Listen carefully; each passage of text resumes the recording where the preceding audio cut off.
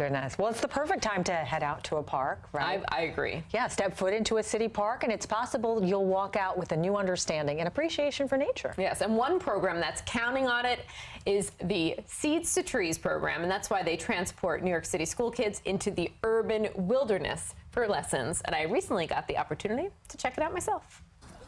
With pep in their steps and smiles on their faces, students from Journey Prep in the Bronx gear up for a unique experience.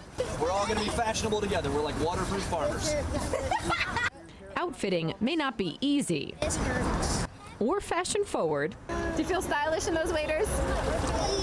No. But it's necessary. You see, these kids need waterproofing to wade in Van Cortlandt Lake in the Bronx. Armed with nets, they search for indicator species. We're trying to find the damselfly. They found plenty, and that means It tells us that this lake is not polluted. He's in here. He's just crawling away because he doesn't like the camera.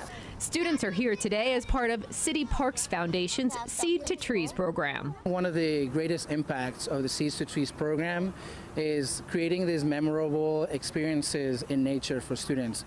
Luis Gonzalez of City Parks Foundation tells us about 1,200 city kids participate each year. A lot of these kids, they live in communities or concrete jungles, or they don't have access to an urban park like Van Cortlandt Park, and we want them to create these relationships with these green spaces. In hopes these students become stewards for our urban parklands. At first I was scared of going into the lake. You were? What were you afraid of? I was scared that, because I don't really like fish. Fear turned fascination. Is this the coolest field trip you've gotten to take this year? Yes. Is that your happy dance? Yeah. Okay. Witnessing the joy of exploring and better understanding nature in Van Cortlandt Park in the Bronx. All I can really see is that I need to put.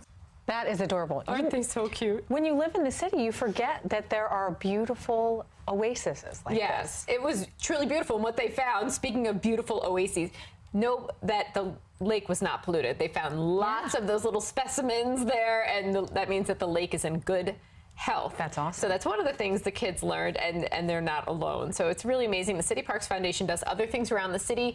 They do senior classes. They're responsible for the summer concerts in the park. Yeah. Yes, and they're celebrating 30 years. And these classes for the kids, there is a fee associated with them, but often it's subsidized. Yeah. Yeah, so it's at a nominal fee to the schools, so that doesn't impose upon the other necessities that they have. It's so great to see them get that experience. Those kids were adorable.